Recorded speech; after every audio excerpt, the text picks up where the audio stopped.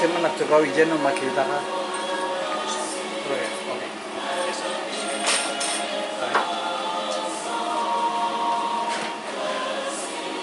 Nga, God, big.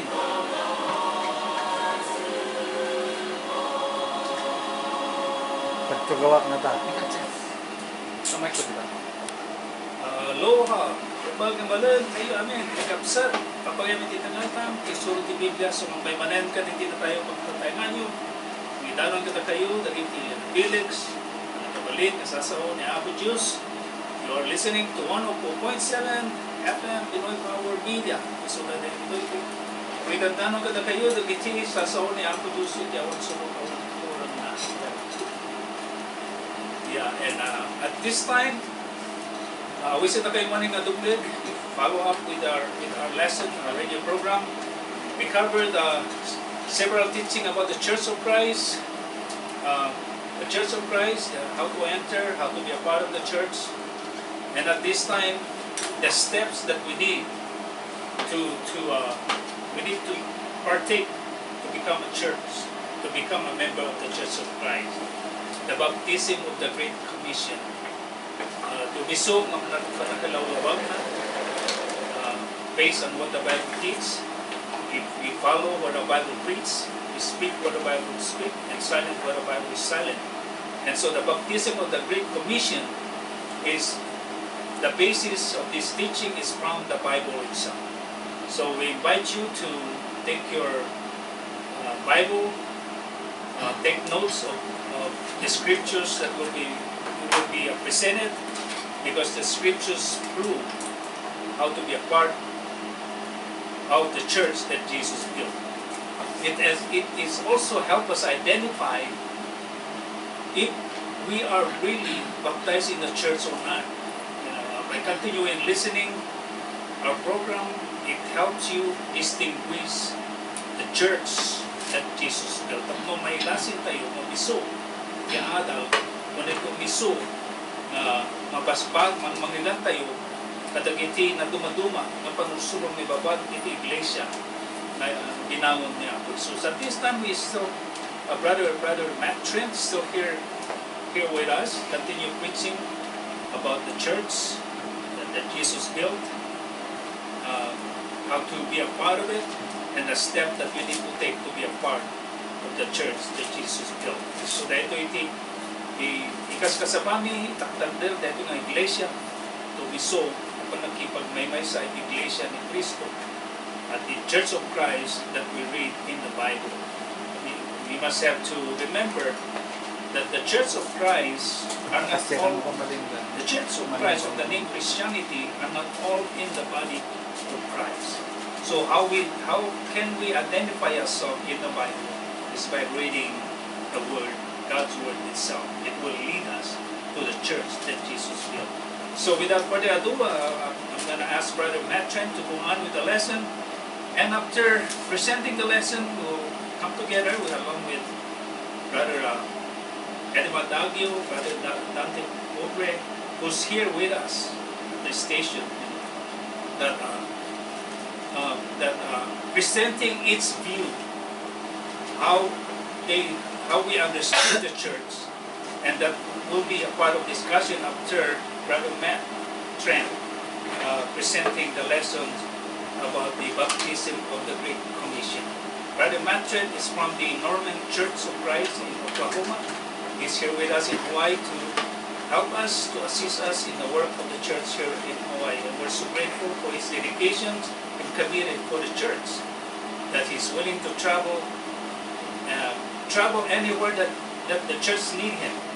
He just got back from the Philippines, and he was there for almost about a month in the Philippines, helping the church there, assisting the brothers in the Philippines, Brother Darius Tabulio, Brother Greg Maloga, Brother Roger Rivera, all these working evangelists, preacher evangelists in the Philippines that spreading the word, spreading the gospel all over the Philippines. And so Brother Matt Trent, here it is, speaking to you, the baptism of the Great Commission. Thank you, Brother Melvin. And it's wonderful to be able to have this opportunity to share together the study of the Word of God this evening. Thankful to have each and every one of you in our audience tonight. We're honored that you are able to spend some time with us and to consider with us together the teachings of the Bible. And we certainly are interested tonight in learning more about what the Bible has to teach on many different matters as we consider the fact that the Bible teaches us how to have a relationship with God. And so there are many, many different things we can talk about. But tonight we are going to focus on the subject of baptism, and in particular, the baptism of the Great Commission. So to begin our study tonight, I want to read with you from the Great Commission. Let's read together first from the Gospel of Matthew. And we'll notice here Matthew's record of the Great Commission, where he explains the words of Jesus, or records the words of Jesus this way. The Bible says, "And Jesus came and spoke to them, saying, All authority has been given to me in heaven and on earth. Go therefore and make disciples of all the nations, baptizing them in the name of the Father, and of the Son, and of the Holy Spirit, teaching them to observe all things that I've commanded you. And lo, I am with you always, even to the end of the age." Amen. So these are the words of Jesus Christ in Matthew chapter 28. This is the Great Commission. And you notice as we read this particular part, the Great Commission, that the Bible says that they would make disciples of all the nations, baptizing them in the name of the Father, and of the Son, and of the Holy Spirit. We can read as well in the book of Mark, the Gospel of Mark, Mark's record of the Great Commission. And here we find the remarks that were recorded here for our attention. The Bible says in Mark 16, verse 15, "And he said to them, Go into all the world, and preach the gospel to every creature. He who believes and is baptized will be saved, but he who does not believe will be condemned." Again, we recognize in this passage the importance of baptism. He who believes and is baptized will be saved. In both passages, baptism is central to carrying out the Great Commission. And for those who would obey the teaching of the Great Commission, Jesus says that baptism will be part of what they do. And so we want to learn about this baptism tonight. What is the baptism of the Great Commission? What does it involve? And who is required to be baptized? And how are they required? So forth. As we begin considering this tonight, I am aware that there are, in our world today, there are many, many different ideas about baptism. Many different teachings about baptism. And so tonight it is relevant, though, that we identify the baptism of the Great Commission. After all, Paul said in Ephesians chapter 4 and verse 5, there's one baptism. Just one. There's one baptism. We want to learn about this one baptism, the baptism of the Great Commission, which is universally available and universally required throughout the Christian age. So to study this tonight, what we'd like to do is to answer three important questions about baptism. And these three questions will guide us in our study of this topic tonight. The first question is, who should be baptized? And so who did Jesus intend to be baptized when he issued the Great Commission? The second question is, how should they be baptized? So how do you baptize somebody? What does that look like? What does that involve? What does it require? And we are looking again at the teaching of the Bible to answer these questions. The third question is, why should a person be baptized? What is the purpose of baptism as it's recorded in the New Testament? So these three questions will guide our study tonight of the Word of God. And as we look at these questions, we're going to be looking to find this answer in passages of the Bible, specifically in passages of the New Testament. So we want to begin tonight with the question, who should be baptized? Who did Jesus have in mind when he said that they should be baptized to become disciples or baptized to be saved? Who did Jesus have in mind? Well, what we want to learn about in our time together tonight in this part is that baptism is part of a process. And the people who should be baptized are the people who are able to go all the way through God's plan of salvation, from start to finish. God's plan of salvation requires 5 steps. And these steps require a certain amount of maturity, of mental capacity, of understanding in order to follow them. I don't mean that they are especially difficult, but they do require maturity. And so this is something a person has to be old enough to be able to accomplish. So let me just show you as we look through these steps, and I think you'll be able to see what I mean. The first requirement in God's plan of salvation is that we would hear the gospel preached. Romans 10 and 17 says that faith comes by hearing, and hearing by the word of God. When faith comes by hearing, hearing requires a mental capacity that is able to understand what is explained, and also to understand how it relates to our personal situation. So to be able to hear the gospel is to be able to understand what happened, to understand that Jesus died, was buried, and he rose again. But to hear is also to be able to understand that that has a connection to me. The gospel, the fact that there is good news in that story, means that what Jesus did opens opportunities for me in my relationship with God. So to be able to hear requires a level of maturity, a level of understanding. This next step is the responsibility of believing. We read in Mark 16 and 16, he who believes and is baptized shall be saved. He who does not believe will be condemned.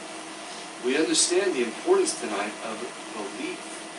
If we do not believe, John says in John 3 and 36, the wrath of God abides upon us. We don't want the wrath of God. We want to be free of the wrath of God. In order to be free, we have to believe. We have to believe in particular in Jesus Christ and believe that he is God's Son. And so to believe in Jesus requires maturity and it requires understanding to be able to develop this conviction that Jesus is indeed God's Son and that he is God's answer to man's greatest need. And so we have to hear the gospel, and we have to believe it. We have to be convicted in our heart of the truth of it and trust in our heart the truth of the gospel, that Jesus Christ is God's answer to man's greatest need. Once we believe this, of course, then the next step is repentance. Repentance is a change. The change is hard. It's very difficult. And we have to learn about change from the time we're very young. But the change that we're talking about here is not the kind of change that a parent demands of a child. Instead, it's the kind of change a person demands of himself. This step of repentance requires self-awareness. It requires that a person is aware of their own life and aware of their decisions and aware of their accountability before God. Repentance also requires self-directed change. A change that happens in your life because of your decision, not because your parents tell you to or someone tells you to, but because you have made the decision to change. This is repentance as a part of the plan of salvation. Jesus explained the universal requirement of repentance in Luke 13 and 3. And he said, unless we repent, we will all likewise perish. Without repentance, we will perish. We will be lost in our sins.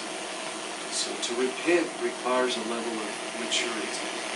The next step, of course, is confession. The confession of our belief in Jesus Christ as the Son of God. This requires not only the ability to just parrot the words, but it requires the ability to comprehend their significance. I believe that Jesus Christ is the Son of God. These are significant statements, and to be able to confess our faith in him, we have to have some level of comprehension in him. So this is God's plan of salvation. We would hear, that we would believe, that we would repent, and that we would confess our faith. The final step then is baptism. So who should be baptized? Well, the person who has heard the gospel, who believes it, is committed to changing their life, and that confesses their faith in Jesus Christ as the Son of God. This person should be baptized.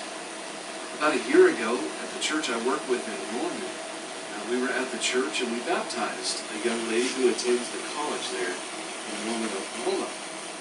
After our baptism, my wife Rachel was standing there near the baptistry with my youngest daughter, Rhea. And I looked at Rhea after we were done, and I said, Rhea, do you want to get baptized?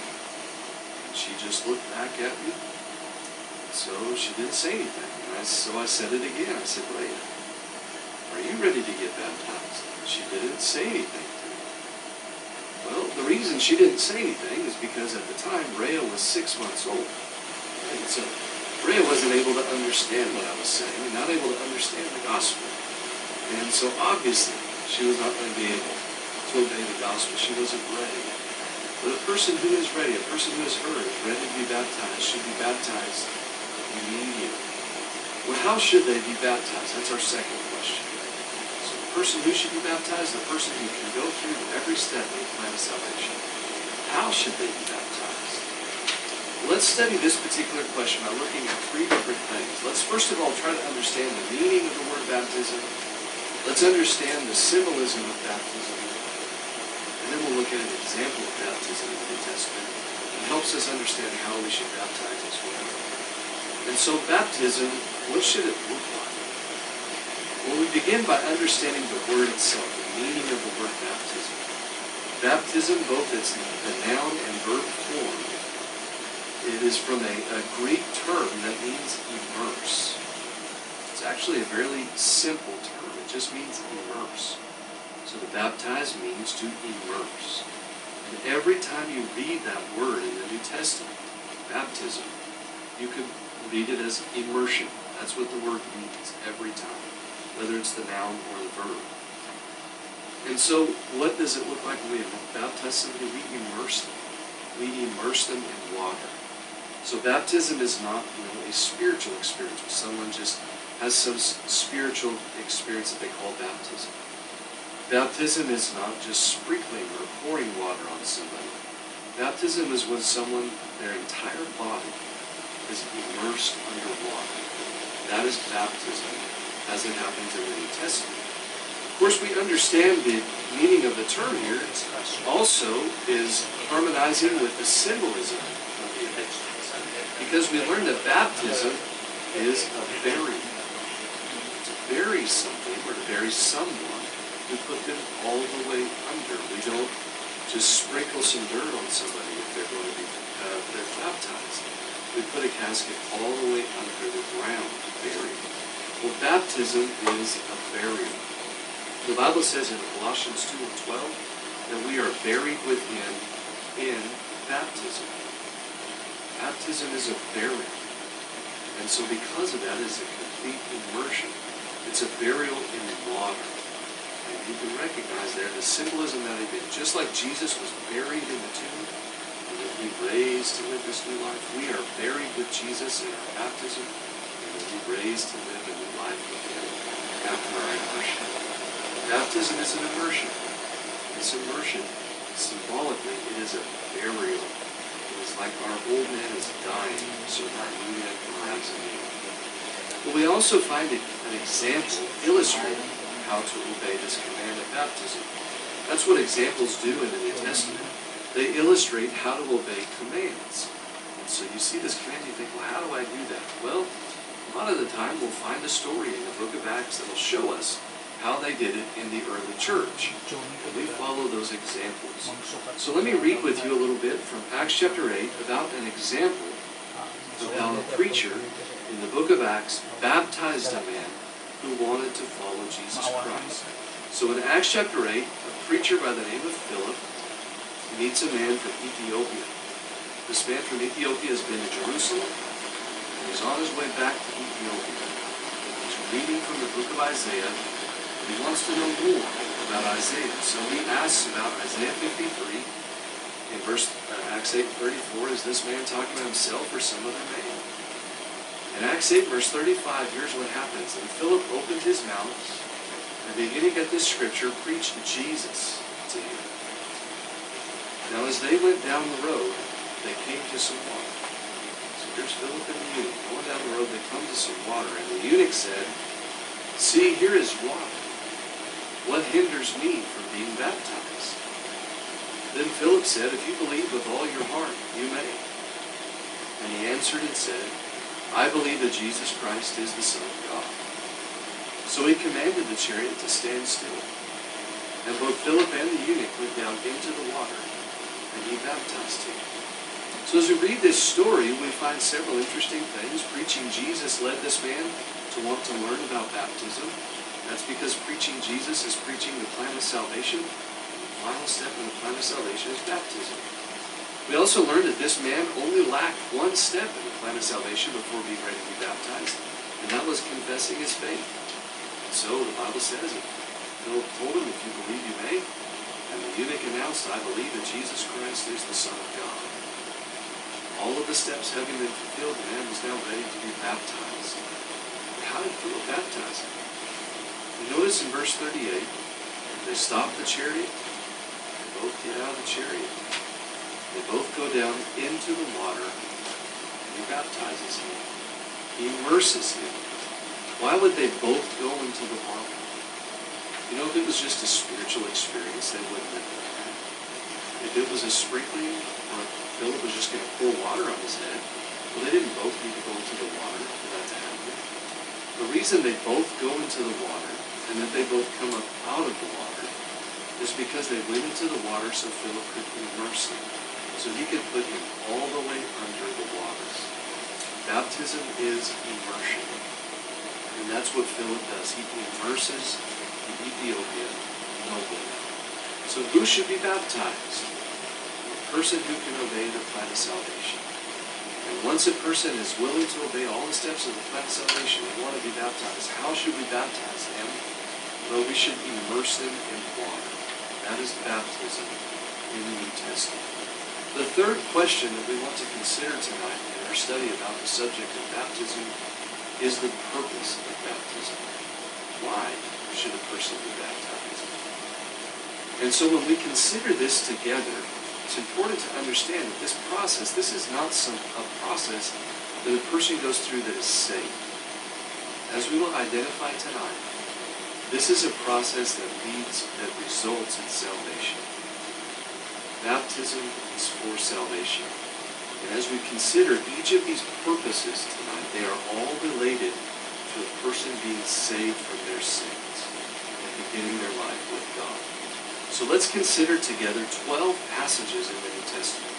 And these 12 passages are not the only passages in the New Testament that teach about baptism, but they do give a very good representation of what the New Testament teaches on the purpose of baptism. As we read each of these passages together, if you have a Bible, I would encourage you to just read right along with me, or if you're just listening, you can listen. As you're doing that, think about, as we read each passage, what is the purpose of baptism in this passage? And as we're reading it, perhaps you can identify why you would say it on the air. Let's begin where we started. Let's begin in Matthew 28 with the reading of the Great Commission. Here Jesus says in Matthew 28 and 19, Go therefore and make disciples of all the nations, baptizing them in the name of the Father and of the Son and of the Holy Spirit, and teaching them to observe all things I've commanded you.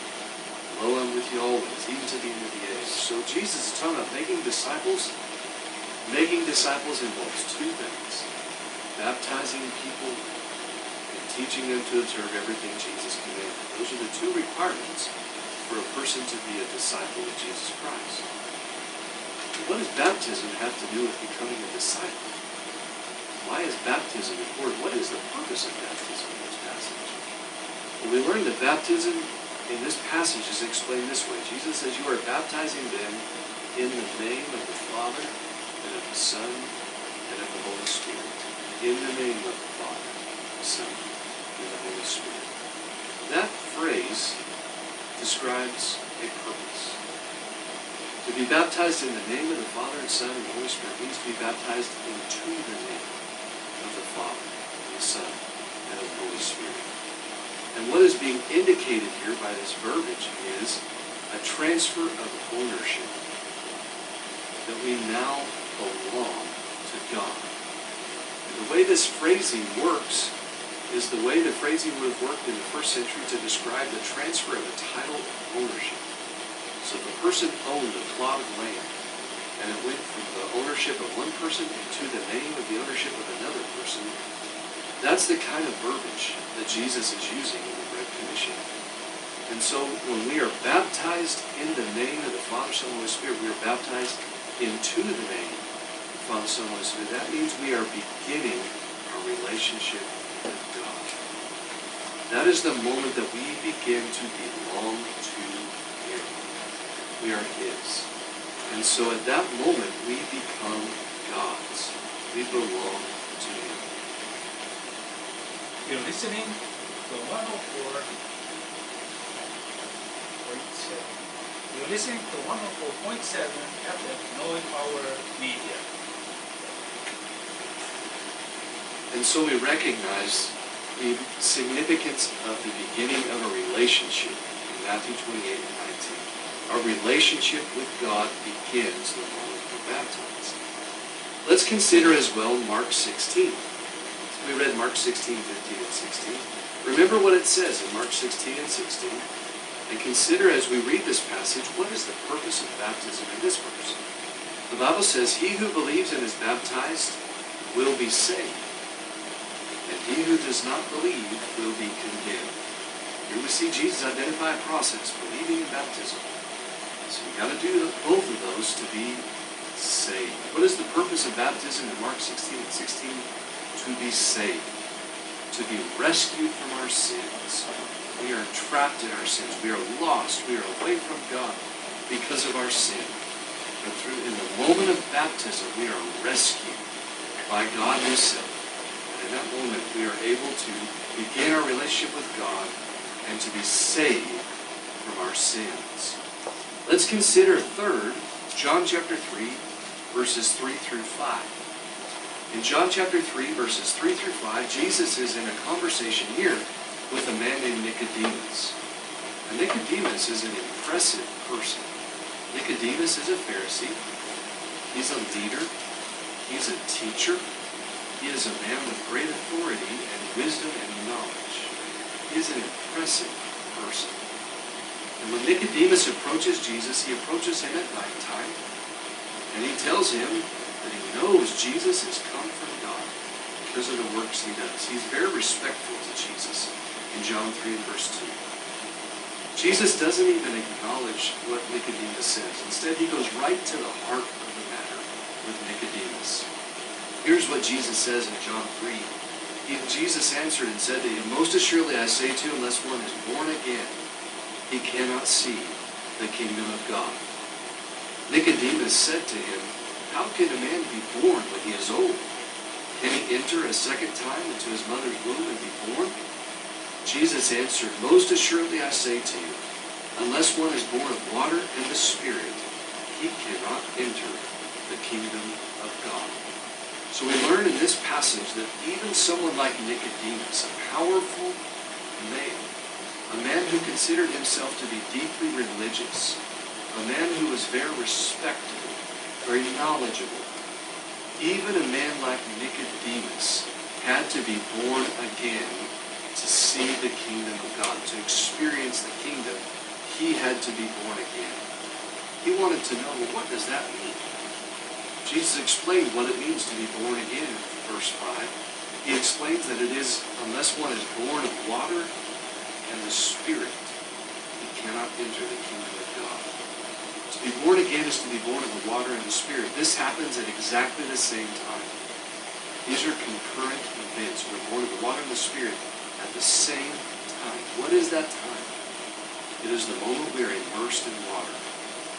When we're immersed in water, in that moment, we are regenerated by the Holy Spirit. We are given a new life by God.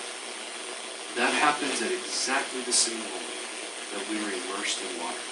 So while the physical event occurs, the spiritual event occurs at exactly the same time. The purposes of baptism, to begin our relationship with God, to be saved from our sins, and to be born again. And so a person who is baptized has been born again. A person who has not been baptized has not been born again. Very important to understand that from the words of Jesus Christ. Let's consider next together a passage in the book of Acts. Acts chapter 2, verses 38 and 39. And we know this particular story happens on the day of Pentecost. This is when Peter preaches the very first gospel sermon. And he convicts the audience here in Acts chapter 2 of their responsibility for contributing to the death of Jesus Christ on the cross. The people, the Bible says in Acts 2 and 37, are cut to the heart. They feel profound guilt. And they ask Peter, what can we do? So they've interrupted Peter's sermon. And what does Peter tell them? Let's consider Acts 2 and verse 38 and 39. Then Peter said to them, repent, and let every one of you be baptized in the name of Jesus Christ for the remission of sins. And you shall receive the gift of the Holy Spirit. For the promise is to you and to your children and to all who are afar off, as many as the Lord our God will call. So we recognize here some important teaching about baptism. We recognize here the process, repent and be baptized. We see the step of repentance and the step of baptism. But baptism here is identified for a reason. It says you should be baptized in the name of Jesus Christ. Here the phrase in the name of means by the authority of. In Matthew 28:19 it's into a relationship with. Here it's by the authority. This is a different Greek phrase. So by the authority of Jesus Christ we should be baptized. Why? For the remission of sins.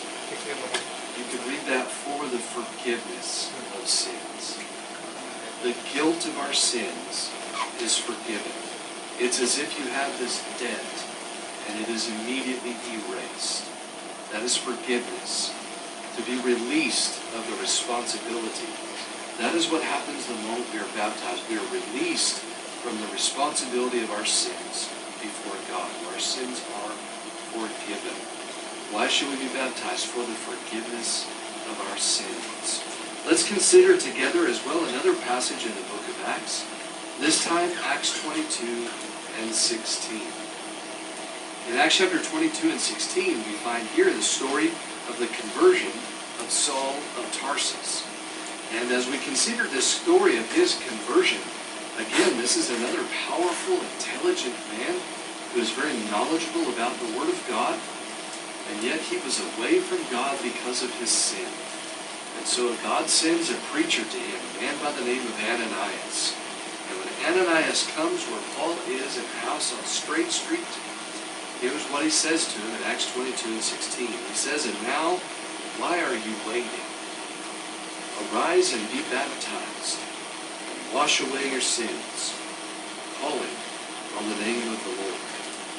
You know, it's an interesting thing when we think about the purpose of baptism in Acts 22 and 16.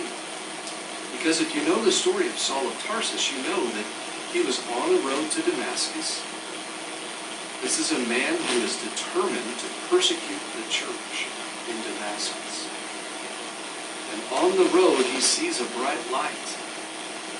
And this bright light knocks him to his knees. He hears a voice. It's the voice of Jesus. And he has a conversation with Jesus. He then is told by Jesus to go into Damascus and to wait in this, on Straight Street, in a house on Straight Street, and to just wait. And so he goes, and for 3 days he prays and he fasts. This preacher, Ananias, he comes in the door, and he performs a miracle on him. He cures him of his blindness. And then he tells him about his future. Jesus had told Paul about his future as well. And then he says, and now what are you waiting for? Arise and be baptized, washing away your sins.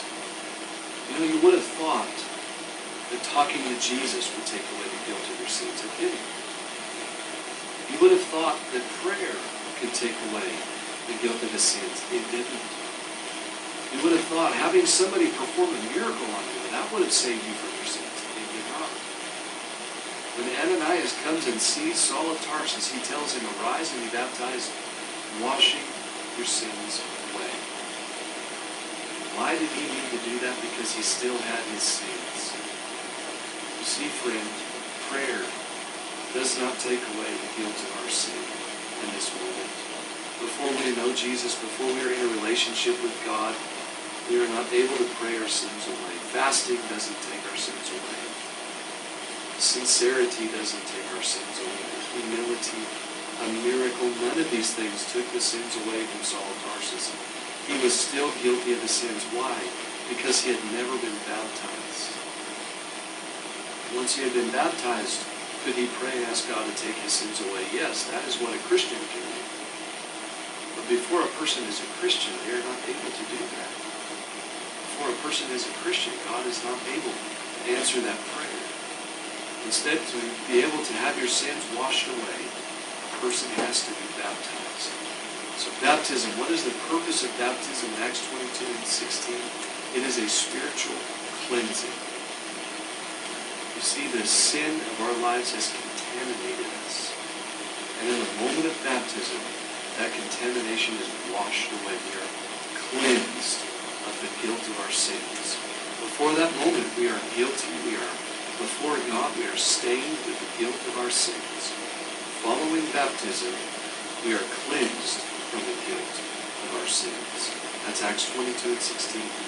Let's consider another passage together. Let's consider Romans chapter 6. Now there are many things about baptism in Romans chapter 6. I just want to read two verses with you, Romans 6 verses 3 and 4. And remember, we're looking here to try to understand the purpose of baptism. Romans 6 verses 3 and 4. Or do you not know that as many of us as were baptized into Christ Jesus were baptized into his death? Therefore we were buried with him through baptism into death, that just as Christ was raised from the dead by the glory of the Father, even so we also should walk in the newness of life. What is the gospel? The gospel is the death, burial, and resurrection of Jesus Christ. The good news is that the death, burial, and resurrection of Jesus Christ can take away the sins of every person. But when do I contact what happened on the cross? When does that become part of my life? When does the gospel become part of me? Well, we learn in Romans 6 when that happens. We know Jesus died. He was buried. He rose again. That's the gospel. The good news is that you also can die. You can be buried. You can be risen. When does that happen? That happens in the moment of baptism. In the moment of baptism, in Romans chapter 6 and verse 4, we die, we are buried, and we are raised to walk this new life. You know, Jesus was risen to never die again. In the same way, spiritually speaking, we are risen and we will never die again. We will never, in other words, be separated from God by our sin again. That is God's plan of salvation. That's the good news. Baptism is a reenactment of the gospel. And in the moment of baptism, I die to my sins. I am buried and I'm risen to live a new life free from the guilt of my sins. What is the purpose of baptism? To begin a relationship with God, to be saved, to be born again, to have our sins remitted, and to be washed, to be cleansed from the guilt of my sins. Let's consider as well a couple of passages from other books that Paul wrote. Let's consider 1 Corinthians chapter 12, verse 13. We learn in 1 Corinthians 12 about the church being the body. How does a person become part of the body? How does a person become part of Jesus' body, the church? The Bible says in 1 Corinthians 12 and verse 13, for by one Spirit we were all baptized into one body, whether Jews or Greeks, whether slave or free, and have all been made to drink into one Spirit. So by one Spirit, by the uniform message of the Spirit, we are all baptized into one body. When does a person become a member of the Church of Christ? A member of the body of Christ? When does a person become a member of the body? A person becomes a member of the body the moment they're immersed for the forgiveness of their sins. Baptism is to add us to the body. Baptism is to add us to the church.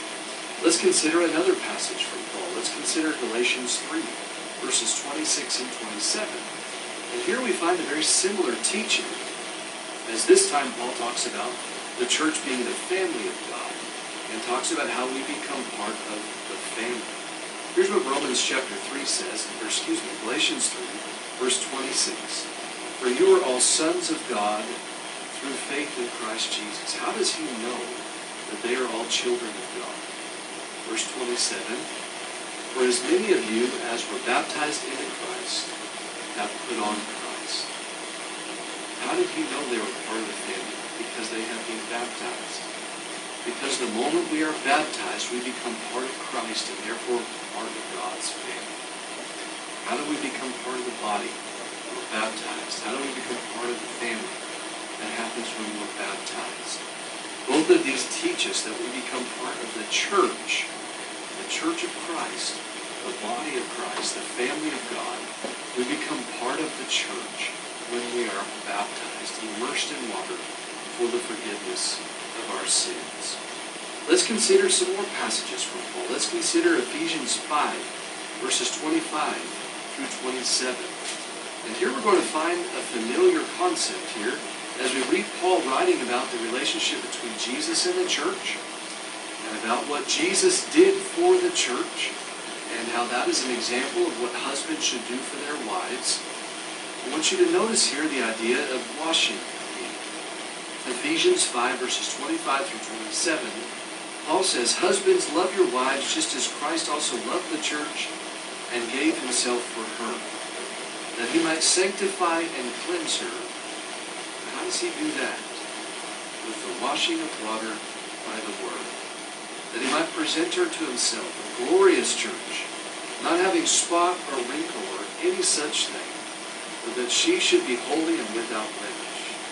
How can the church be without spot or wrinkle? How can the members be holy and without blemish? How can it be that we are sanctified and cleansed? How can it be that this is the condition of the church? It is because a person is washed with water. That's describing baptism in Ephesians 5 and verse 25. The washing of water by the word, or in accordance with the teaching of the word.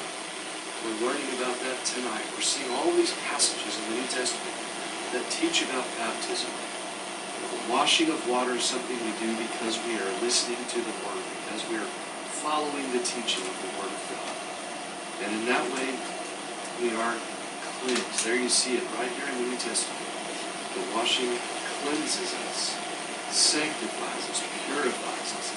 These are all concepts found right here in Ephesians 5, verses 25 through 27. This is in agreement with what Ananias told Saul in Acts 22 and 16. He should be baptized and wash away his sins. So Paul experienced that in Acts 22. He teaches the Ephesians about it in Ephesians chapter 5. Baptism is to cleanse us from the condemnation of sin. It cleanses us from the stain of our sin. We can also recognize in Colossians 2 another important teaching. We read this previously, Colossians 2 and verse 12, that we are buried with him in baptism, in which you also were raised with him through faith in the working of God, who raised him from the dead. This is teaching us exactly the same thing as Romans chapter 16. That when we are baptized, we die with him, we are buried with him, and we are risen to live a new life with him. Baptism is obedience to the gospel. And this is how we obey the gospel. By dying with him, being buried, and being risen. Baptism is a burial. Baptism is obeying the gospel. Just like we learned in Romans chapter 6, we learn in Colossians chapter 2. Let's read more. Let's read in Titus chapter 3, verses 4 and 5. Titus chapter 3, verses 4 and 5. Here we find again from the writing of Paul about the goodness of God. He says that we are saved in verse 4, when the kindness and the love of God our Savior toward man appeared, not by works of righteousness which we have done, but according to his mercy he saved us, through the washing of regeneration and renewing of the Holy Spirit, So we're not saved because we figured it out. We're saved because of God's mercy. In other words, because God acted to relieve our suffering. That's what mercy means. God is merciful. He took steps to open up an opportunity to relieve us of the suffering that we endure because of our sin. And how does that happen? How are we relieved? How are we saved by God? Through the washing of regeneration and the renewing of the Holy Spirit. Titus 3 and 5 teaches exactly the same thing as John 3 and 5. Remember in John 3 and 5 we learned about being born again, that we are born of the water and of the Spirit. Titus 3 and 5 teaches the same thing. Regeneration, that means to be born again, to have new life. And that happens when we are washed in the water and regenerated by the Holy Spirit. In the moment of our baptism, that physical immersion in water is coupled with a spiritual regeneration that God brings about in our life. That is baptism. Baptism is to be born again. One last passage I want to notice with you, this time from 1 Peter chapter 3. In this writing from the Apostle Peter, Peter reminds the churches here about the salvation that Noah experienced because of water. In 1 Peter chapter 3, verse 20, he refers to Noah and how Noah was saved from the old world by the flood. In other words, he was delivered from the sinful world by God. He was saved from that world by God. In the same way, we are saved today. Listen to 1 Peter 3 and 21. There is also an antitype which now saves us. In other words, just like the flood saved Noah, there's something in the Christian age that saves us. What is it that saves us? 1 Peter 3:21 says, which now saves us, baptism. Not the removal of the filth of the flesh, but the answer of a good conscience toward God through the resurrection of Jesus Christ, who has gone into heaven and is at the right hand of God, angels and authorities and powers having been made subject to him. So Jesus Christ is ruling today. We thank God for that. And because of his victory over death and the fact that he is reigning today, baptism is able to accomplish what it is. Notice 1 Peter 3:21 says baptism saves us. This is what Jesus taught in Mark chapter 16, verse 16, that belief in baptism saves us. It rescues us from our sins. When are we saved from our sins? In the moment of baptism. So we've looked at 12 places in the New Testament that talk about baptism. And what do these teach us about the purpose of baptism? That we are baptized to begin a relationship with God. We are baptized to be saved. We are baptized to be born again. We are baptized to have our sins forgiven. We are baptized to be cleansed from the guilt of our sins. We are baptized to obey the gospel. We are baptized to become part of the body of Christ. And we are baptized to become part of God's family. Today, this is what the purpose of baptism. And we just read it to you right out of the Bible. So today, we've thoroughly considered the subject of baptism. Who should be baptized? The person who can obey God's plan of salvation. How should they be baptized? They should be baptized in water by being immersed in water. Why should they be baptized? They should be baptized to begin their life with God. As we have studied together about these different purposes, it is in the moment of baptism that we begin our walk with God. Baptism is not the most important step. Baptism is the final step in God's plan of salvation. And this is his plan to rescue you, to rescue me, to rescue all of the world from the guilt of our sin. You're listening to 104.7 FM Pinoy Power Media. The views and comments on this program does not necessarily reflect the opinions or beliefs of Pinoy Power Media, LLC.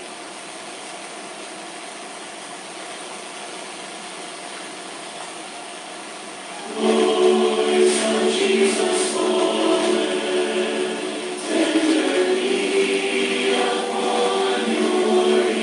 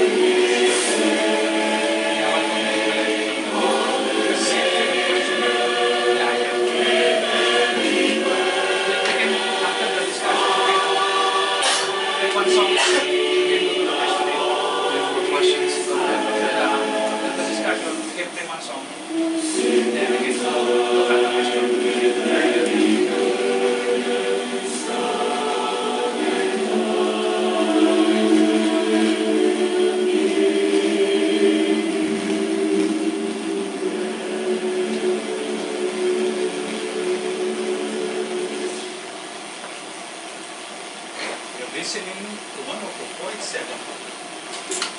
You're listening to 104.7 in Only Power Media. At tutuloy ng mga ganyo, tiadaw ni Papan ti Iglesia ni Cristo na mabasa iti Biblia.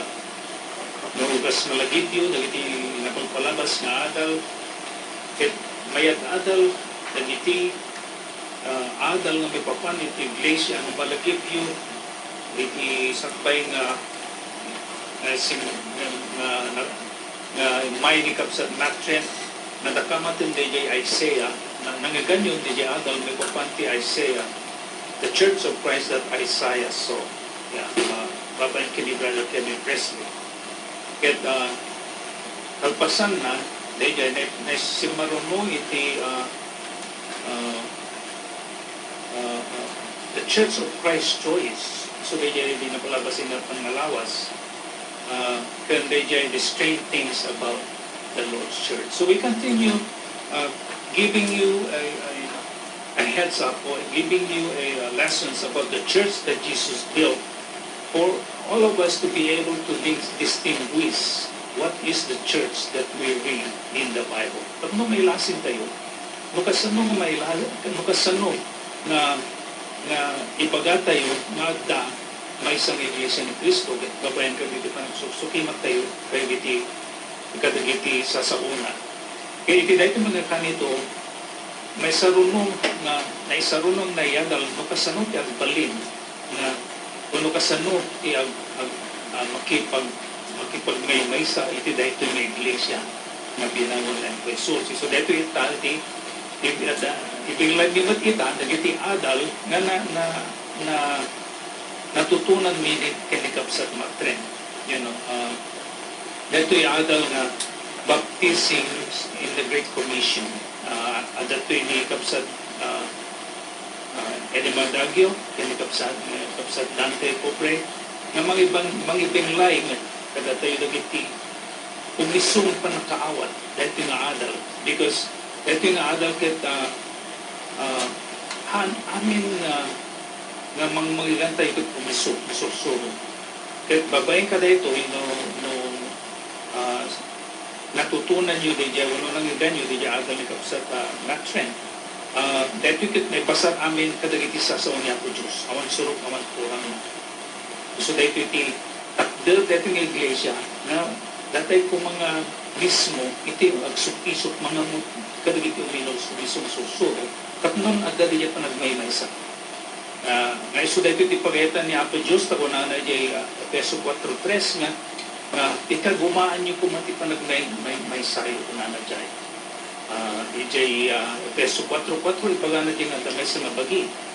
Kaya ijay, umunang Korinto, 1.10, nga awang kumati pa nagsisinayo, awang kumati pa nagdurumanya. So dito ititaktak dito yung iglesia ng mga ganyo.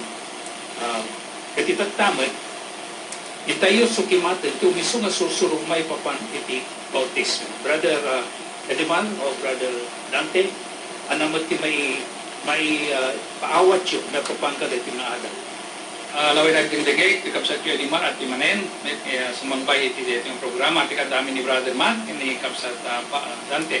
Kaya na kapsat Melvin ta na palawag ni Brother Matt, nalaing DJ, may pangkapiti bautismo, na dinakamat ni ti libro ti Matthew 28, 19:20, kaya ni ti Marcos 16:15 hanggang 16, na dami sa dyan nga ti bautismo na pati, kaya tin, nagdingdingay, kaya ti bautismo, iso ti sursuro ti usto na iglesia, na binangon niya po ti Yesu Cristo, mabasa ti Biblia, kaya tin nagdingdingay. Kaya ti sursuro mi, ti programa ti isuro ti Biblia, irandanon ti Church of Christ, iti way pawaway, iti partik ti bautismo, nugon po din tayo, may salakan tayo, na may kanunong tayo iti in espiritu na bagay ni Cristo, ngay iso ti iglesia. Tam kapsat Melvin, kas na ko na ni Brother Matt, di bautismo, internally jay ehemplo, ni Yuno ko jay kapitulo 8 ti Aramid, napanda ko na iti adungadanong, saan laing nga diti danong kapsat Dante, saan laing nga danong basit. May masapol iti adunga danong, tapno mabauti sa rangka.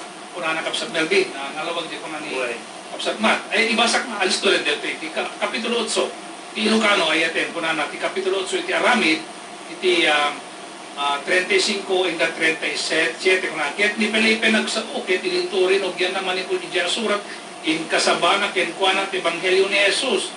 Diyan iti Great Commission, baon, in kasabang ti Ebanghelyo ni Kristo, di Ebanghelyo, narami na kan ni Felipe, ni Yunoko. Kaya hindi nagnaday ti dalan, dinteng dati may sa adanong, kaya kinuna ni Yunoko, at ti danong, anya ti makapawid kanya mabautisaran. Kaya kinuna ni Felipe, patyek di amang puso, mabalin mo, kaya simungbat, kaya kinuna patyek ni Jesus, anak ti Diyos.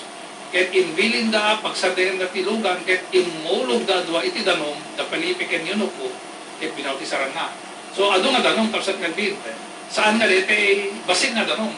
It's not a little bit of water, but plenty of water. They went together. Felipe and Eunuch went together on that water. They came out from that chariot. They walked together to the water. They went to that plenty of water. It's not just a little of water.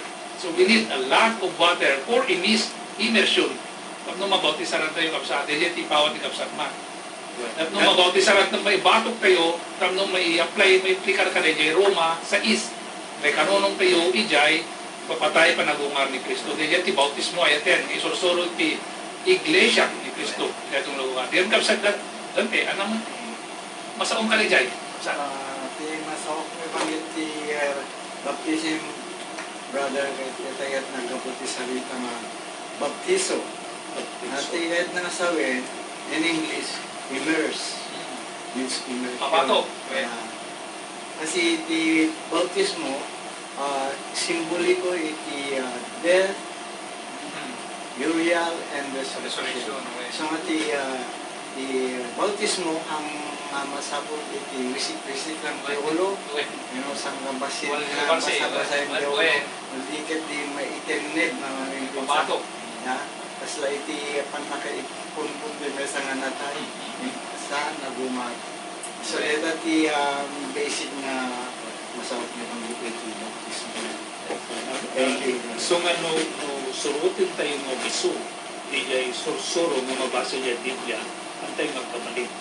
Awan ti panagkamalit tayo. So nga surukan tayo, tagla kumaday jay pamarang na bagayo na no war siya tayo latan. Dejay kontrahin tayo diyan nga nabasa diyan Biblia. That's right, brother. So nga dejay masako nga pagtugnog tayo. Ang naman yung mabasa tayo, isuti o pagtugnogan tayo, hantayo nga surukan, hantayo nga kurangan. At may isa nga saludsod. I have one question that I would like to direct that to Brother Matt, that we can also take part on this question. Madama da yung kapanumutan nyo, napapaganda yung question, and then saludsudin nyo. Bring that up, and we all talk about it and search the scriptures. What does it says about a good candidate to be baptized? Dejay sino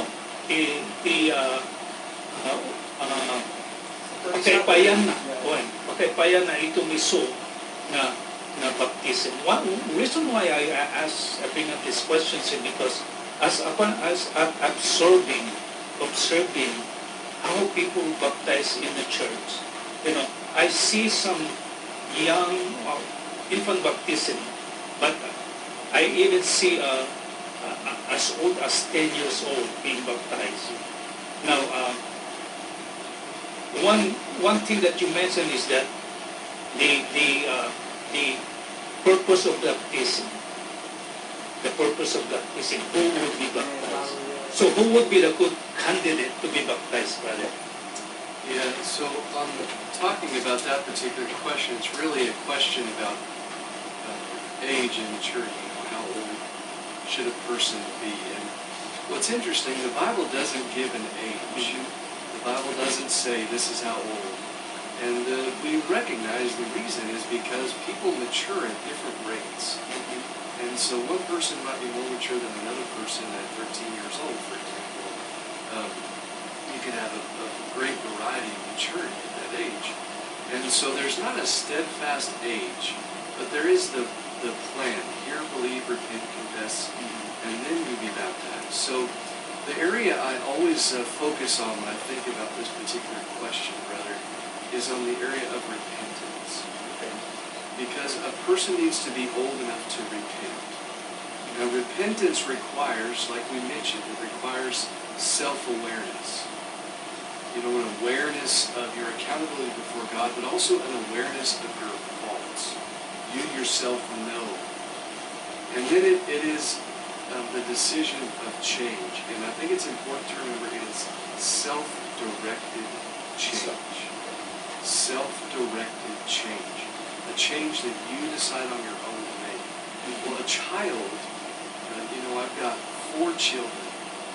And my older children, 3 of my children are quite a bit older than my youngest one. And all 3 of them are baptized. And one of them she's in her 20s. My son, he'll be 20 this year. My other daughter is 15. And they were all baptized a few years ago. And I noticed with each of them that they demonstrated that ability of self-directed change around the time that they told me they were interested in obeying the gospel. And so it's not a change because mom and dad say, hey, you need to do better. It's a change because the person themselves decides, I need to do this different. I'm not who I'm supposed to be, and I want to be different.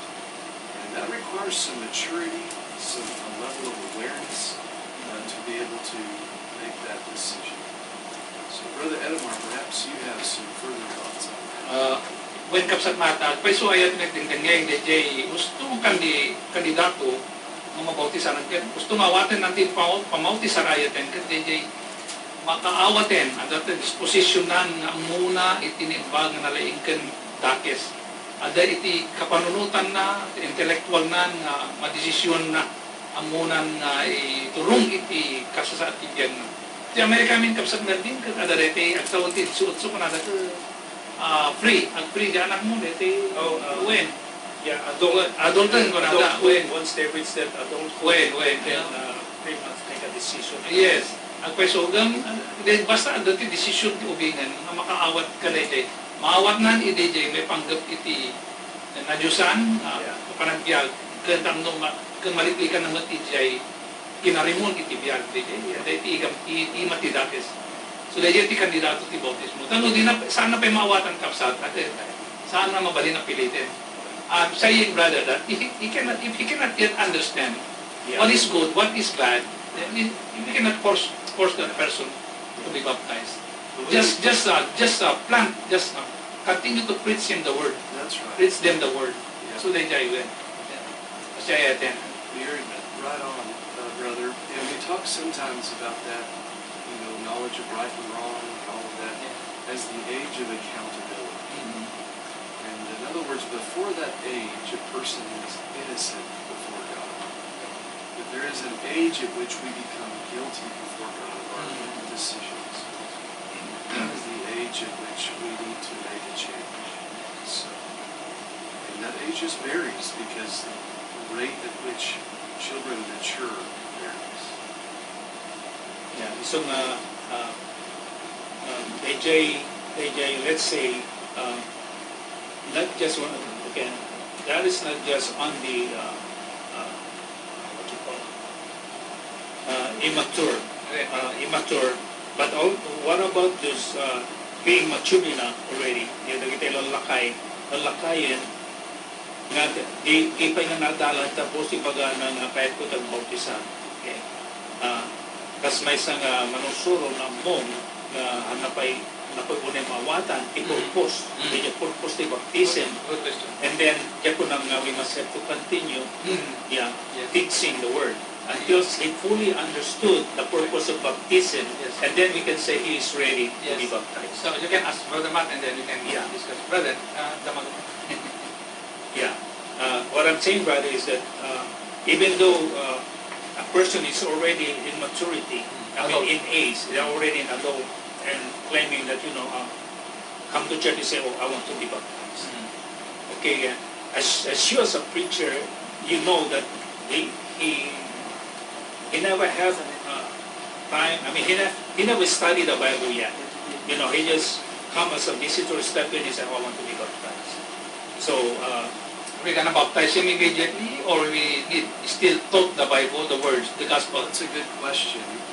And you know the Bible, we look to the Bible for all of our answers. Yes.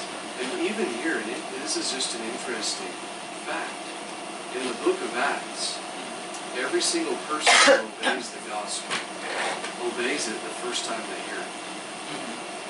And so it is possible to understand these truths quickly. But it is, in saying that, I don't ever want to get past this truth, that it is important to understand the profound nature of the truth, the nature of the commitment that baptism is. And that is something a person can understand when they hear the gospel.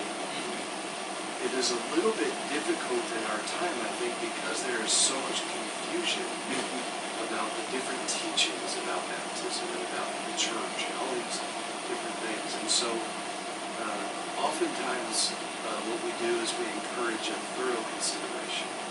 I know when my children, when they first started talking about baptism, they weren't quite old enough yet and all that sort of thing. And so I told them, what I want you to do before I'm going to baptize you, I want you to read the book of Acts. And then I want you to explain to me why I had you read the book of Acts. And so for all three of them, when they said they're ready, I said, I want you to read the book of Acts and then tell me everything. Tell me why I had you read that book and what does that have to do with the plan of salvation. Okay, when ayatin at paiso di ko na ni kapsatnat, masapol ayatin nga no nakasagana di adult nga mabautisaran, masapol nga mai pasagepsep di jay sasaot ti Diyos nga naimbag. Di jay ti daw dawat piso nga no, isuti kayat mi, gungun po din mi ayatin nga dati Bible study. Pag nagbabasa tayo ti Biblia, pag nag-iinadal, tapos may pasagepsep di puso di mi agtunog. Tano, saan din may pasagepsep, saan din masurot di jay panang na iti, panang kasaba di Ebanghelyo kapsat. Atau pagtulungan dia tahu, tadenggen na rupatyan na, at tadenggen na dapatyan na, agtulnog. Di amin kapsatan di, anak di mo ko naman sa dyan. Ito yung Biblia, very specific the explanation dito. In Ilocano, I will read it in Ilocano. Ket imasidaig ni Jesus kadakwada, ket kinasauna ida, akong kunana. Iso amin na pan nakabalin, ni iket kanya, ijay langit, ken itirabaw kita ka. Ing kayo nga rod, ket pagbalinin nyo nga adalang dagiti amin na nasyon. Bautisaran nyo ida itinagan ni Ama, ken ni Anak, ken ti Espiritu Santo, nga insursuro yo kadakwada nga aywanan da dagiti isu amin nga banat, nga inbilbiling ko kada kayo ket adtoy addaak kada kayo nga agnanayon aging ga iti panungpalan iti lubong. Okay, let me explain this. A baptization, it's not everybody can do to baptize. It should be taught by Jesus Christ here. Because Jesus Christ said, Isuro you, amin, nga insuro kada kayo. Teach all that the things I have given you. Yeah? Yeah, because you cannot convince somebody to Without tell him. yeah, without teaching some lesson. So you should know also. And then these disciples, you know already, this disciple means the student of Jesus Christ. Yeah. They are already being taught learn. before Jesus Christ commanded this to go to all nations. What we mean there to all nations, not every places, but to all humans. That is the meaning of nation here, brother. So, one thing more. You should not baptize somebody who cannot understand. Kung hindi niya nuhan na mamawatan, si Adal, awan sabi na nga bautismo, magiging taken for granted yan eh. Babalo-walay niya after baptism, no more. So, may pasagapsap ng nalaing. Ngayon na may pasagapsap mo, takti ko na ito'y, adalan niyo ida. It's them. Hindi pwedeng sabi mo, oh, gusto mong magbinyag. No, that's not the point. You have to teach them. At saka yung mga tatanggap ng bautismo, yung mga may kakayahan ng mag-take care of the baptism. In Ilocano, yung tipo na na-dedicate, suroy kadagwada nga aywanan da. Nalay nga kaywanin. Nagwanan na. They know how to take care. What they Okay. have been What did they being taught? Hindi siya awatin being na. taught. Yeah. Yeah. So nga, the bautismo, it's not as easy as that. Na As everybody. gusto kahit mga bautismuhan din sa nga tao just to become a member of your religion or your sect. No. Yeah. Yeah. Yan ang aking So, Thank you, brother. So to conclude that question, when somebody comes and say, "Oh, I'm ready to baptize," and then we know that he's not ready, and then we need to Yeah, you teach need- him. you Teach need- him. You need that Please him. step-by-step Step procedure. by step. Yeah. The Given plan that of Jesus salvation. You teach them and baptize them. Not baptize them and teach them, I think. Yeah? Yeah. Teach them first. Expound them the words through the word of truth, brother. Yeah. It's very important that someone understands what they're doing. Yes. I think that's what you're emphasizing. And I appreciate, Brother Dante, what you're mentioning too, that, you know, that passage, the Great Commission, instructs us that even after baptism, the teaching continues. The teaching continues. And so baptism, it is the end of our life away from God, Yeah. but it is also the beginning of our life with God. Yes. And as we begin to live with God, we have a responsibility of learning and growing all the way until the end of our life, or the end of time, whichever comes first. So that will cross out the frequent questions that we've been covering since last Sunday, brother. The infant baptism practice. Okay, that crosses out already. We fully understood and we fully There's a, teach that. yeah, we would definitely encourage every person to read their Bibles, and you will find there are no examples of infant baptism in the Bible. And infants are not guilty of sin. We become guilty of sin when we make bad decisions and have committed sins against God. We are not guilty of sin when we're born. And so because of that, there's no purpose of baptism for an infant. Baptism is for a person who has committed sins, that needs to be forgiven of their sins, and that understands that that's what's happening. And tigas lao na dyan pa nakilawlawag ni Kapsat Trent. May papan nagiti babies. Nagiti uping, nagiti pa inosente pa lang. Hindi pa mawatan. Awang may sa pulos awang pala pulos pa nakaawat na. Uping na pa yung road. Kaya dahil so inosente na dagito. So ang nga isuti o biso ng mga bote saran. Nakasya pa niya speaker ni Kapsat Mater. Hindi niya kuman. Nagijay amunan tindakas kung saan. Kaya susugot dita, brother, dito anda pa'y maawatan, ken handa pa'y may kabailan na nga mga sa limit-mit dito na. Okay. Other questions here that maybe you can help me fully understand, dear brother. We covered pretty much about what the Church of Christ believe about the Bible, how other churches of Christ govern. But these next questions, I'm going to bring it up is, if you could help us fully understand the questions of, do members of the Church of Christ believe in virgin birth? Okay, so the virgin birth is a reference, of course, to the virgin birth of Jesus Christ. That's right.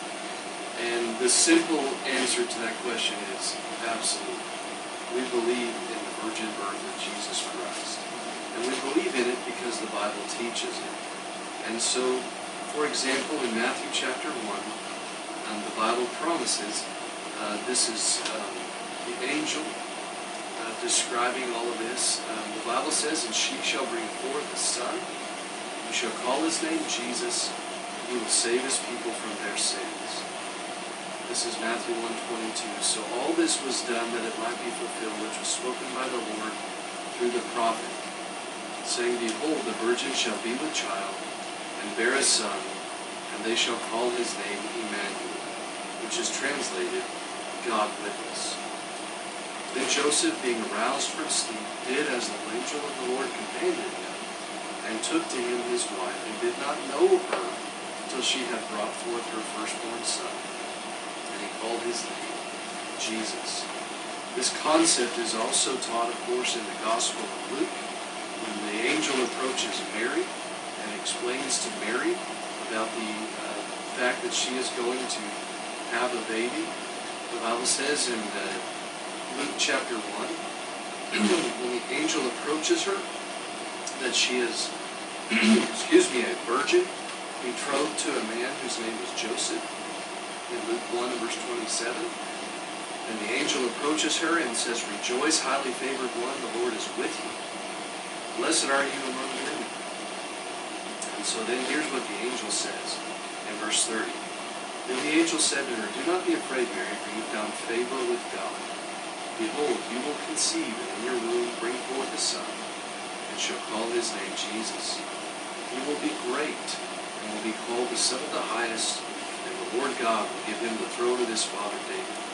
He will reign over the house of Jacob forever, and of his kingdom there will be no end." Listen to what she says.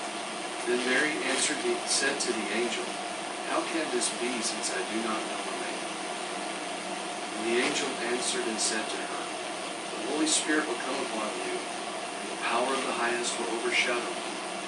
Therefore also, that Holy One who is to be born will be called the Son of God." And so she's wondering how she could give birth to a child because she has never had a physical relation like that with a man. And so the Bible explains here that that was something that God was going to accomplish miraculously. So, nawatan tayo. There was one that this question is referred to the birth of Christ. Ano di kita kung anda kung mangiganyo nga susuro may papanggalay ito pada sa Timar dagiti susuro nga may supali kadagiti mabasbasan ti Biblia virgin birth. Well, studio ko na di kapsat na din pasyente yung mabasa ti Biblia. Ano yung anak ni Jesus ni Maria. Hindi ati nga rin dahil nabasa ti Biblia, ay anak agapo iti Espiritu Santo bilik ti Diyos nga kangatuan kung ano diyan basa na ito. Dahil iso ti plano ti Diyos nga rin nga umay ni Yesu Cristo nga aglasag. So pasyente tayo. Saan ti nga kontraya ti Solusyon mabasa kapsat. Well, isang batang dayjay, gusto dayjay. Di kami kapsat natin. Yeah. Pati explanation mo nila ba sa mga virgin birth data. Kasi inalamig na po Diyos kaya spiritual. Kapag the Holy Spirit, pampano may pandita hanggang mabaling nga aramatin ni tao, tapno mabuo ni Jesus Christ. Tati tao, at that po nanita, all men have sinned. Hindi ang mabaling nga ti ama ni Jesus kaya managbaso. Gusto nga, nagkapuliti, Holy Spirit. Di kahit nasawin, nadalos awang baso ni Jesus. Yeah, very well, good. Napitasunay niya nga sumbat. At tatadya kay ayam niya panunod kong if that's a very, very good controversial question. Dayjay, noan niya ti panangibilang dagiti dadto mga pamati iti may papangkin ni Virgin Maria. But let's stop that. Yeah, it's a controversial question. So, yeah. I'll say, okay, now what does the Church of Christ believe the members? This another question that came up is that does the Church of Christ believe in predestination? I think one of your sermons had covered this. Does the Church of Christ believe in predestination? Well, it's important to talk just for a second here about this word predestination. Because there is a sense in which this term is used today that is different than the way the Bible uses the term. The concept of predestination is in the Bible, but not like it's taught today. The way it is taught today is that man is born with sin, he is inherently unable to respond to God, and so God chooses those who will respond to him, and he saves those he has chosen. That's the concept of teaching of predestination that is found in the doctrine called Calvinism. Well, the Bible does not teach Calvinism. And a good way to remember it is God chose the plan, not the man. So God chose the way all of the saved would be saved, but God does not choose the specific individuals. The individuals themselves make the choice. So in Ephesians chapter 1, the Bible says, "Blessed be the God and Father of our Lord Jesus Christ, who has blessed us with every spiritual blessing in the heavenly places in Christ, just as he chose us in him before the foundation of the world, that we should be holy and without blame before him in love, having predestined us to adoption as sons by Jesus Christ to himself, according to the good pleasure of his will, to the praise of the glory of his grace, by which he made us accepted in the beloved." What we recognize here is Ephesians is written to a group of people who are Christians. These are Christians. These are not people that have not obeyed the gospel. These are people who have obeyed the gospel. They've become Christians. And what do we know? That God chose, before the foundation of the world, he chose that those who are saved would be holy and without blame. He chose those who would be saved would be adopted as sons by Jesus Christ himself. And so they're, because of Jesus Christ, able to be adopted into the family of God. So God predestined the plan. The plan, not the man. So we've been talking about the plan of salvation today. Hear, believe, repent, confess, and be baptized. God chose that plan. And God chose, before the foundation of the world, that those who obey that plan will be saved from their sins. And with those who obey that plan, he predestined that those who obey that plan would be adopted into his family. So God chose the plan, not the man. Very well said, brother. Let's go on to the station by identification. You're listening to 104.7 FM, Pinoy Power Media. Inoy dandanon kada kayo dahil programa, dandanon kada kayo ti Trent Surprise. Ito ay Ikepono 94371 Ikepono Street, Power, Hawaii. Matawagan na kami, iti 808-379-8120. Mabalin na kami ng patulunan, iti text message, iti 808-393-8327, window 808-376-9844. Madaman na iti sa Salud Studio, mabalin na kami nga, mabalin nyo nga tawagan ni Kapsag Trent, mauugay na tumingo na itan, kit no bayad pa nagdengdeng ninyo, kita dadawin iti napatawad ni sa Saludsod, i-direct tayo kada kami, kung natawagan nyo nga mismo isunan, itanang dama, tanong awan to isunan, hindi mo to masubatan na kita na Saludsod nyo, i-direct namin to kung kuha na kita na Saludsod, at yung no, may paawat na no miso, ikayat yung mga muan, nagpapanti sursuro, mga mga ganyan dito yung radyo. To have more information about the church, you can go to www.churchofchristhawaii.com. We also invite you to follow our program, our radio program, through Facebook Live. Huwag mo dagiti mga ganyo dito yung programa, dagiti adal mga ganyo.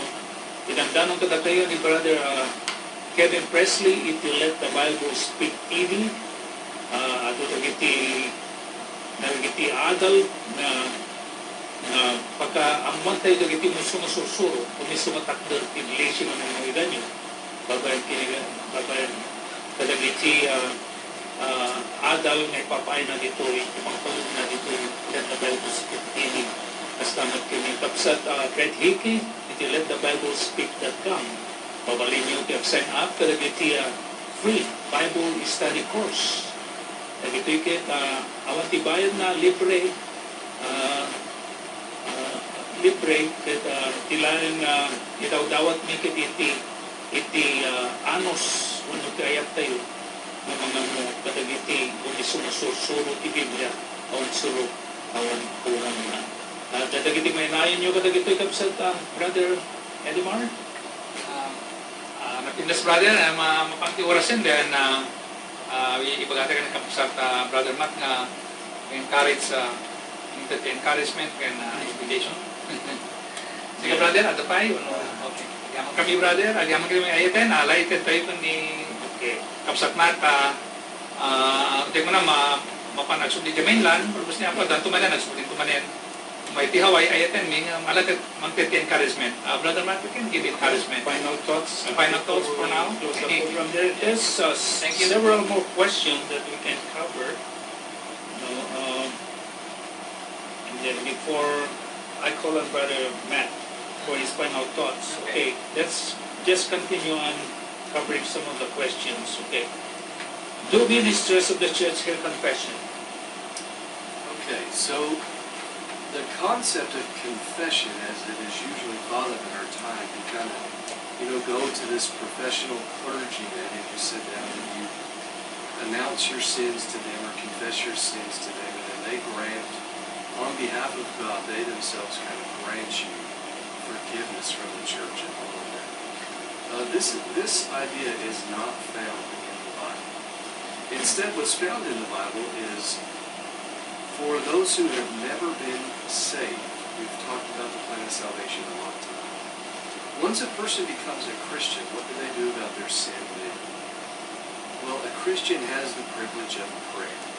And a Christian is able in prayer themselves to go to God.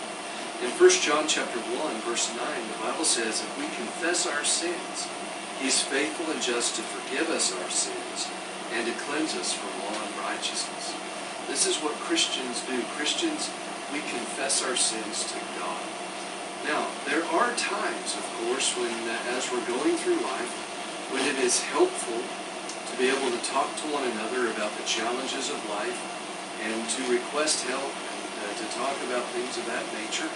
And so sometimes in the church, we do talk to one another about things and pray for each other. James 5 and 16 mentions this, for example. Confess your trespasses to one another and pray for one another that you may be healed. The effective, fervent prayer of a righteous man avails much. So sometimes in our battle for sin, we may ask our brother, hey, will you pray with me? I've been having this problem. I've been having this sin. Let's pray together about it. And that's the kind of thing that James is talking about in James 5 and verse 16. In both cases, confession is made ultimately to God. Even in James 5:16, we confess our faults to each other, and then we pray about it. 1 John 1 and 9, we pray about it. So our confession is directed toward the Father, not toward the church or toward any minister in particular. And so if someone does come to me and have a problem they want to talk about it, I'll talk with them about a problem and all that, that's fine. And then we will pray together. But that is not required. What can you say, brother, about, I spent some time on Facebook, social media, and every now and then there's a prayer request. Someone having a hard time and they are asking about prayer requests. This is in public, in settings, in social media. How would you respond to that, brother? Well, when we get prayer requests, where I work in Norman, sometimes the members will send requests to the leadership of the church. They'll say, hey, my friend is sick, will you please pray for them? Or we might announce at church, these people are traveling, let's pray for them. So these are prayer requests that are put out there. Sometimes on our social media as well, we have prayer requests that might come through our website or through our Facebook and all of that. And so we're happy to pray for these circumstances. And we can pray, but in those prayers, those are private prayers. And so the moment that I receive a request, I might at that particular moment just say a brief prayer on behalf of the person requesting help. And we certainly believe, just like James 5 and 16 said, the effective, fervent prayer of a righteous man avails much. So we believe in the power of prayer. And we pray for one another, and we're very honored to be able to pray for others as well. Yeah. And so with the those prayer requests that there were to an audience in the Facebook that are outside the church. So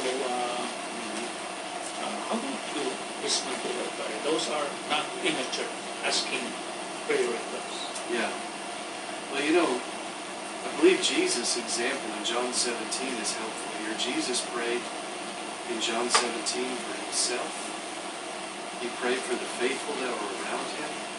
And he prayed for everybody. And so Jesus' prayer was for everybody. So today we pray for everybody. And we ask God to open hearts and open minds, and we ask God to help people. And always when we pray for God's will to be done. Because we know in every situation, God knows what is best.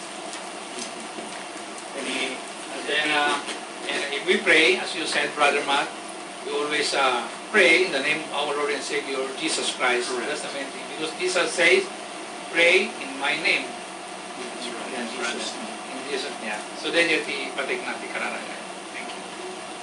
Okay, I think we have time for more questions. We have about 15 minutes. So, okay, let's do a couple more questions. Okay, we pretty much talk about the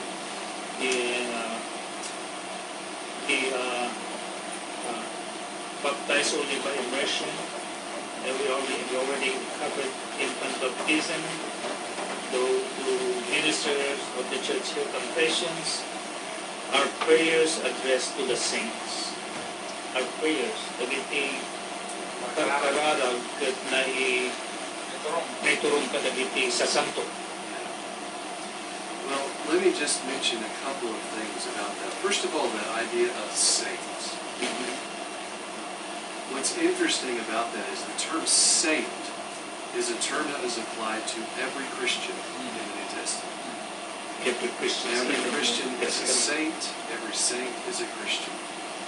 And so there is not like a special class of Christians that are called saints in the New Testament. Every single Christian is called a saint.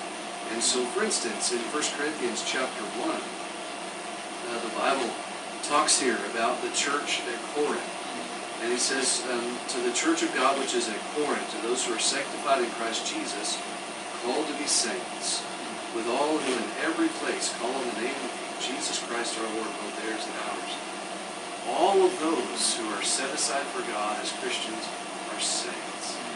And the term sanctified and the term saint comes from the same Greek word. And it's the Greek word that also gives us our English word holy. We are set aside for God's purpose. That's what that word means. That word family indicates that we are set aside for God's purpose. So every Christian is a saint. Okay, so that's an important thing to understand about the term saint. And so second, do we pray to saints? No. All of our prayers are addressed to God in heaven. And so we learn from Jesus in Matthew chapter 6, who taught us to pray, our Father, who art in heaven. And in fact, as we read through the Bible, we read that we pray, our prayers are addressed to the Father. And as Brother Edward just mentioned a moment ago, we pray in Jesus' name, by his authority, in other words. So we address our prayers to the Father. We pray through Jesus Christ to the Father. And that is how we pray. We don't pray to anyone other than the Father. Very well said, brother. Very well thought.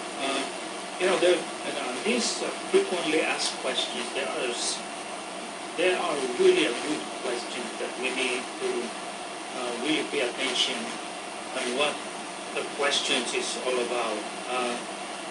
Perhaps maybe some other time along the way as you listen to our program, we can cover some of these questions. One interesting question that I'm reading here is that somewhat controversial question is what two questions here. How often is the Lord's Supper eaten?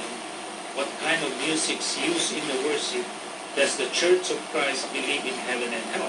those are very, very good question that I think each one of us, any of us, would know the answers. And with that, I invite you all to continue listening to our program.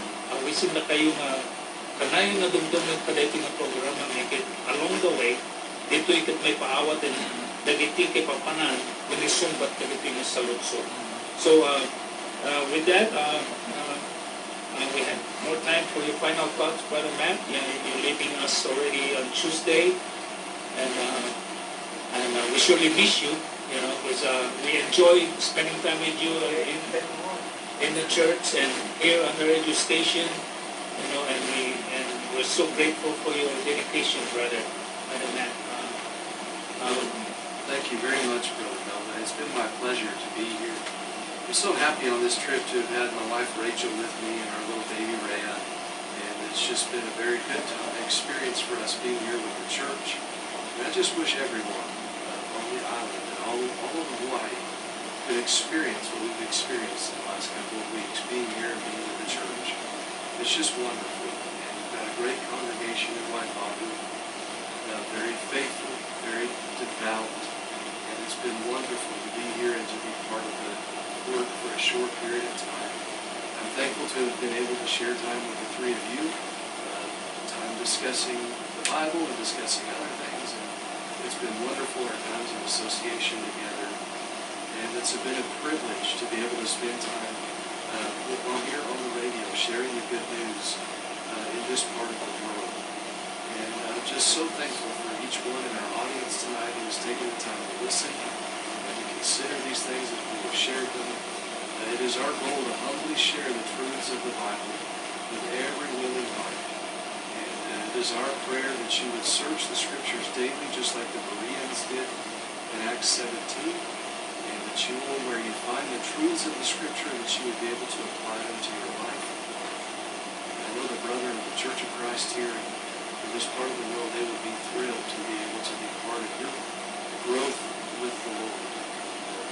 We would encourage you to seek after His will in your life